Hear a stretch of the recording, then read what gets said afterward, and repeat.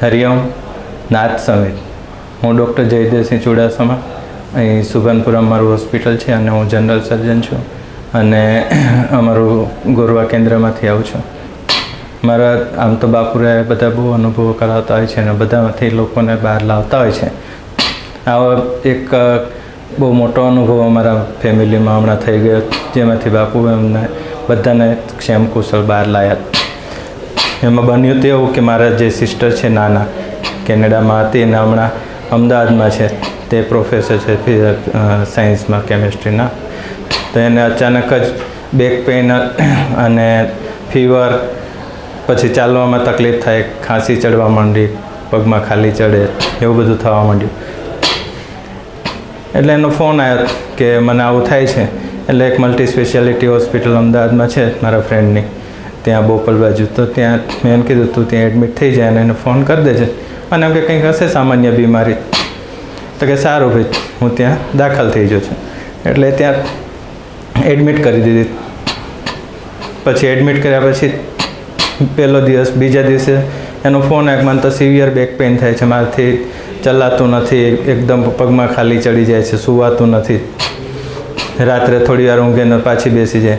મારા બનેવી સાહેબ છે, એમનો પણ ફોન આવ્યો ત્યાંથી કે આ જયદેવભાઈને તકલીફ છે, તો આને તો બહુ પ્રોબ્લેમ છે, કે શું કરીશું. મેં કે મારા પેલા બીજા ફ્રેન્ડ્સ હતા, ઓર્થોપેડિક છે, ત્યાં ગાયનેકોલોજીસ્ટ છે, ન્યુરોસર્જન છે, ન્યુરોફિઝિશિયન છે, તમે એને બતાવી દો, પછી જરૂર લાગે તો મને જણાવજો, તો હું કહીશ. એટલે પછી પેઇન કિલર ઇન્જેક્શન આપે, થોડી વાર રહે અને પછી પાછો આરામ થઈ જતો એને. પણ પાછી રાત પડે ને પાછી એકદમ બેસી જાય, ઊંઘ ના આવે, પગમાં ખાલી ચડે, ચલાય ના, એવું બધું થવા માંડ્યું, બોલવામાં તકલીફ પડે.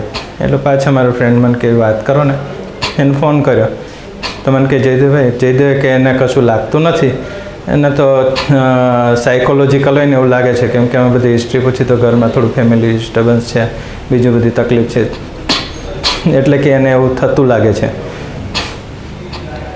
મેં કહ્યું સારું, તો એ પ્રમાણે ચાલુ કરે. એટલે સાયકેટ્રિસ્ટને બતાવી દે. સાયકેટ્રિસ્ટને બતાવીને કંઈક દવાઓ ચાલુ કરી, બીજી કરી.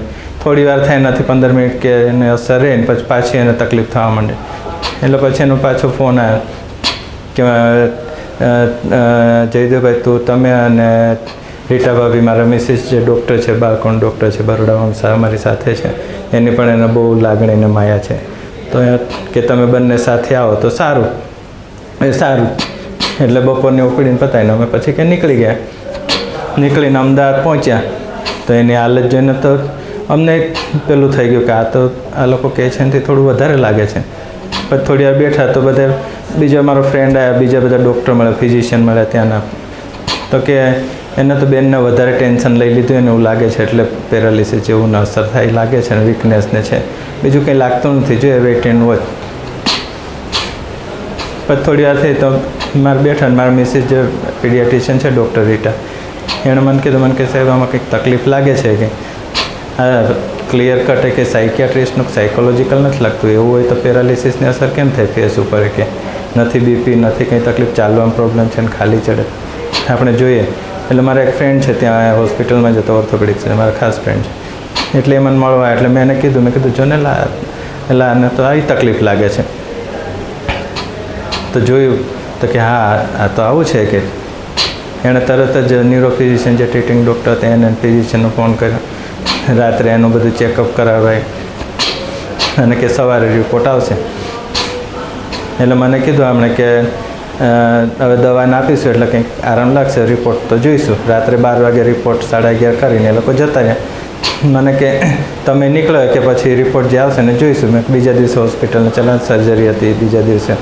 એટલે મેં કીધું ચાલો અમે નીકળે, પછી કંઈ હશે તો પાછા કાલ બાદ ચક્કર મારીશું. બરોડાથી અમદાવાદ તો કંઈ બહુ દૂર છે નહીં. એટલે પછી અમે નીકળતા હું બાપુનો ફોટો મારા ખિસ્સામાં હોય જ. એટલે મેં એને કીધું, એને ખબર છે કે હું બાપુ ભક્ત છે, એ પણ માને છે. મેં કીધું લે આ બાપુનો ફોટો છે, તારી પાસે જ રાખજે, હંમેશા ખિસ્સામાં મૂકી દે, તને કંઈ તકલીફ નહીં થાય. તો કે હા હું બાપુનું તો માનું જ છું, રોજ એનો બધા મંત્રો બોલું છું. મેં કીધું ચાલુ રાખજે અને વિશ્વાસ રાખજે, તને સારું થઈ જશે. તો કે હા હું રાખીશ જ ને, તું મારા તરફથી તું રોજ સવાર સાંજે અગરબત્તી કરે છે બાપુને, તો મારું નામ. મેં કીધું ના ને તો ગાંડી કહેવાનું, તો કરીશ તારું. તો કે સારું એટલું કરીને બાપુને ફોટો આપીને હું નીકળ્યો અને બીજા દિવસ સવારે એક મહિને જે મલ્ટી સ્પેશિયાલિટી હોસ્પિટલ છે ત્યાં હું રાઉન્ડ લેવા સવાર ગયેલો, એક ઓપરેશન કરેલું હતું, બીજું હતું. આવીને જતો ત્યાં બીજી મારી હોસ્પિટલ હતી, ત્યાં ગાડીમાં ન્યુરો ફિઝિશિયનનો ફોન આવ્યો ત્યાંથી અમદાવાદથી કે સાહેબ વાત થશે. મેં કીધા બોલો ને મેડમ શું છે, હું સાઈડમાં લઈ લઉં. તો કે બેનના રિપોર્ટ કાલે કર્યા હતા બધાએ, નવ કન્ડક્શન સ્ટડી બીજું, તેના ઉપરથી તેને GBS એટલે ગુલેનબાર સિન્ડ્રોમ હોય ને એવું લાગે છે, પ્રેઝન્ટેશન અલગ છે. એટલે મારે તો પગ નીચેથી જમીન ખસી ગઈ ને એવું જ લાગ્યું, કેમ કે ગુલેનબાર સિન્ડ્રોમ અમારી ભાષામાં તો બહુ ખરાબમાં ખરાબ કે એની તો કોઈ ટ્રીટમેન્ટ જ નથી. એમાં તો નીચેથી માણસનું શરીર છે આખું ધીરે ધીરે ઉપર પેરાલિસિસની અસર થતું ઘણી વખત વેન્ટિલેટર ઉપર ચડાવવા પડે, ICU મૂકવા પડે, 2-3 મહિનાની ટ્રીટમેન્ટ થાય, ખર્ચો બધો બહુ થાય, પણ ખર્ચો કરવા છતાં પણ સારું નથી થતું, તો એને સિરિયસ થઈને બધું નાક બનવાનું બનતું હોય છે, એવું બધું અમને ખ્યાલ હતો. એટલે મનોમન બાપુને પ્રાર્થના કરી કે બાપુ આને બિચારીને કંઈક સારું કરી દેજે, બીજું તો શું, હવે તો જે એના નસીબમાં હશે આપણે થાય ટ્રીટમેન્ટ કરીશું. પણ ક્યાં સાયકેટ્રિસ્ટની આખી ટ્રીટમેન્ટ ઉપર વાત ચાલતી હતી અને થોડી વાર ઉપર જ આખું ચેન્જ થઈ ગયું. એટલે એ લોકોને પછી મેં કીધું ચાલ જવું પડશે. એટલે હું મારા મિસિસ પાછા જવા અમદાવાદ નીકળ્યા કે ચલો અમદાવાદ જઈએ, શું ચાલે જઈ આવ્યા. ત્યાં મળ્યા, ત્યાં ન્યુરો ફિઝિશિયનને જઈને મળ્યા.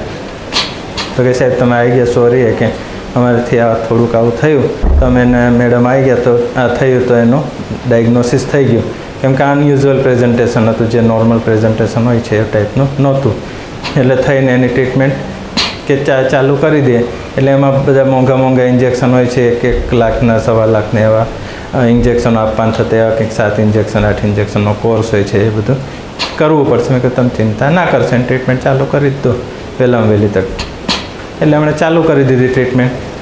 એનું નસીબ સારું કે બીજા દિવસથી રિકવરી આવવા માંડી, પેરાલિસિસની અસર હતી એ બધી ઓછી થવા માંડી, કેમ કે શરૂઆતમાં જ પકડાઈ ગયો અને તરત જ ટ્રીટમેન્ટ ચાલુ થઈ ગઈ, એટલે એકદમ રિકવરી ફાસ્ટ આવવા માંડી. એ લોકો તમને કહે કે તમને ભાભીને કે બાપુએ જ મોકલ્યા કે મારા માટે, અને તમે લોકોએ મને સારું કરવામાં ઘણું બધું મદદ કરી. ના અમે તો જે થાય અમારાથી કર્યું, બાકી તો જે કરે છે બાપુની ઈચ્છા, બરાબર, એ બધાનું સારું જ કરે છે, તે કોઈનું ખરાબ નથી કર્યું. તો બાપુ તારું કંઈ ખરાબ થવા દેશે જ નહીં, તને સારું થઈ જશે.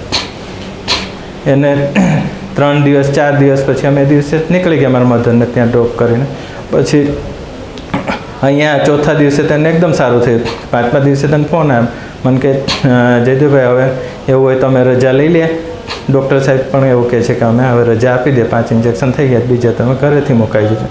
મેં કહ્યું તમારે કંઈ બીજો પૈસાનો ઇસ્યુ ના હોય ને એવું હોય તો 2 દિવસ રહો, શનિ રવિ ત્યાં જ રહો, ને પછી સોમવાર ડિસ્ચાર્જ લઈશું.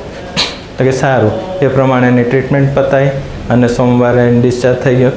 અત્યારે એને એકદમ પેરાલિસિસ ને બધું મટી ગયું છે, હસતી ફરતી થઈ ગઈ છે, હરતી ફરતી થઈ ગઈ છે, અને બધા ટેન્શનમાંથી બહાર આવી ગઈ છે. અને હવે કોલેજમાં પણ એની પ્રોફેસર છે એટલે લેક્ચરશીપ, એટલે એ પણ હવે કોલેજ પણ જોઈન કરી દેશે. અને બાપુએ એની જિંદગી બચાવી લીધી. બરાબર, એ બધાને સારું થયું, એ બદલ બાપુને આભાર.